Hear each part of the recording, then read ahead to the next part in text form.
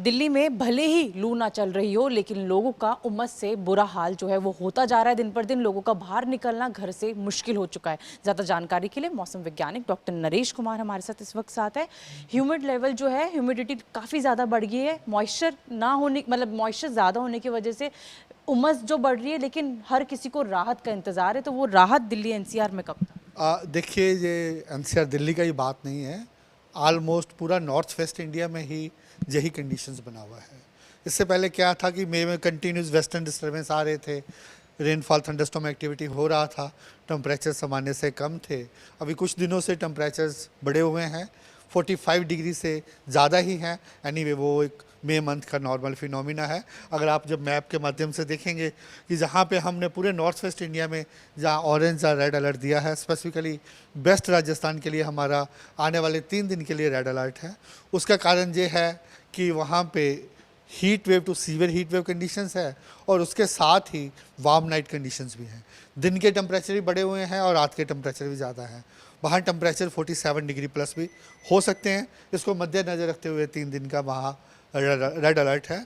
इसके साथ ही Punjab, Haryana, south UP, north MP में भी यही कंडीशंस हैं। अब एनसीआर में आते हैं। एनसीआर में भी जो टेम्परेचर्स हैं सामान्य से काफ़ी ज़्यादा हैं, मिनिमम टेम्परेचर भी ज़्यादा है।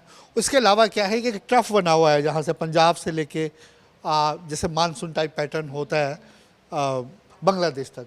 उसके कारण क्या हो रहा है कि मॉइस्चर कहीं ना कहीं जो सारी स्टेट्स में आ रहा है।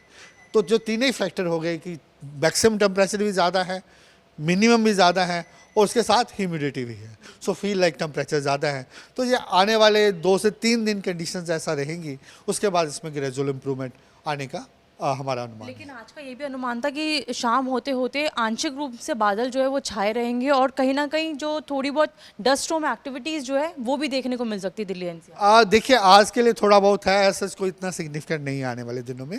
तो ऑलमोस्ट जैसा सिनेरियो है वैसा ही रहने का अनुमान है। अच्छा, हम जैसे मैप में भी देख पा रहे हैं, चाहे फिर वो उत्तर पूर्वी भारत हो या फिर उत्तर पश्चिमी भारत हो, जगह जगह राज्यों में जो बारिश हो रही है, हम इसको प्री मानसून की दस्तक बोल सकते हैं कि प्री मानसून अब जो हिट कर चुका है। जी जी बिल्कुल, जो प्री मानसून रेनफॉल है ही है, ऑलमोस्ट पूरी जगह हो सकता है।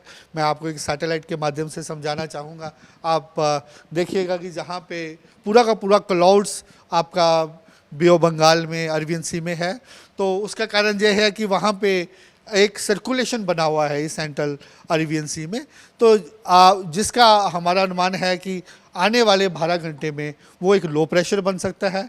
उसके बाद उसके बाद 36 आवर्स में मीन कल तक वो डिप्रेशन बनने का हमारा अनुमान है और इसका जो मूवमेंट है नियरली नॉर्थवर्ड रहेगा, जिसके कारण जो आप देखिए पूरे राज्य हमारे ऑरेंज या रेड अलर्ट है। पूरा वेस्ट कोस्ट ही आने वाले 4 से 5 दिन एक्टिव रहेगा। वहाँ आज हमारे लिए जैसे गोवा के लिए, कोस्टल कर्नाटका के लिए हमारा एक्सट्रीमली हैवी रेनफॉल का वार्निंग है। हम एक्सपेक्ट कर रहे हैं कि 20 सेंटीमीटर से ज़्यादा रेनफॉल होगा। कल से थोड़ा कम हो जाएगा, लेकिन पूरा का पूरा west coast starting from Kerala से लेके गुजरात तक heavy, very heavy rainfall activity continue रहेगी। 2009 के बाद ये पहली बार हो रहा है कि इस तरीके से जो हैवी टू वेरी हैवी जो रेनफॉल है वो दर्ज की जा रही है, वो देखी भी जा रही है। तो इसका इम्पैक्ट क्या होने वाला है? क्या किसी तरीके से गुड न्यूज़ की इसका असर बाकी राज्यों पर भी जो है वो दिखेगा? देखिए, अभी तो ये है कि एक तो ये है कि मानसून इस बार अर्ली है। जैसे हमने कल स्टेटमेंट दिया था 4 से 5 दिन, जैसे आज के लिए हमारा 3 से 4 दिन हो जाएगा। तो वही है, केरला पे नेचुरली ऑन साइड पहले होने का अनुमान है। उसके साथ जैसे सिस्टम जब बना हुआ है उसके साथ यही है कि नेचुरली थोड़ा प्रोग्रेस भी थोड़ा बाकी जगह में भी जल्दी आ सकता है। एनीवे हमारा उसके लिए अभी कोई स्टेटमेंट नहीं है। अभी हमारा स्टेटमेंट केरला के लिए है। उसके साथ ही जैसे बे ऑफ बंगाल में भी आपने देखे क्लाउड्स बना हुआ है, वहाँ भी आज मानसून थोड़ा एडवांस किया है। उसके साथ ही नॉर्थ ईस्टर्न स्टेट में भी हमारा अनुमान यही है कि मानसून आने वाले 3 से 4 दिन आ सकता है। मॉनसून की लॉन्गिटिविटी की अगर मैं बात करूं तो उसका असर क्या पड़ने वाला है, किस तरीके से? देखिए, वो हम जैसे आगे आगे आएंगे हम बताएंगे। अभी तो यही है कि अच्छी न्यूज़ यही है कि केरला में जल्दी एडवांस हो रहा है। उसके बाद जो रेनफॉल एक्टिविटी है वो काफ़ी ज़्यादा हो रही है। एनीवे ये उसको अच्छी न्यूज़ भी नहीं कह सकते अगर ज़्यादा रेनफॉल हो जाए। एनीवे रेनफॉल काफ़ी ज़्यादा हो रही है।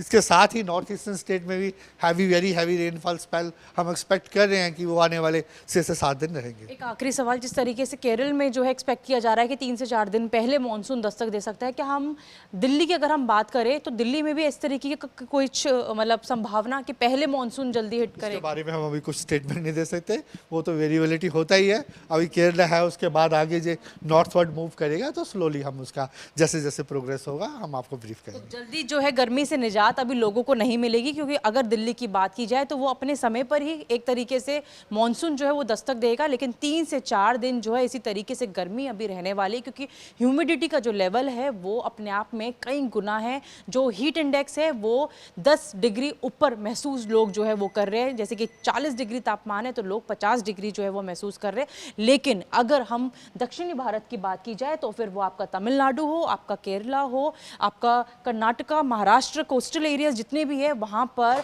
भारी से बहुत ज़्यादा बारिश की जो है वो संभावना है और लगातार रेड अलर्ट मौसम विभाग द्वारा जारी किया गया है। लेकिन बात अगर दिल्ली एनसीआर और आसपास के मैदानी इलाकों की जाए तो अभी गर्मी से कुछ दिनों राहत जो है वो नहीं मिलने वाली है।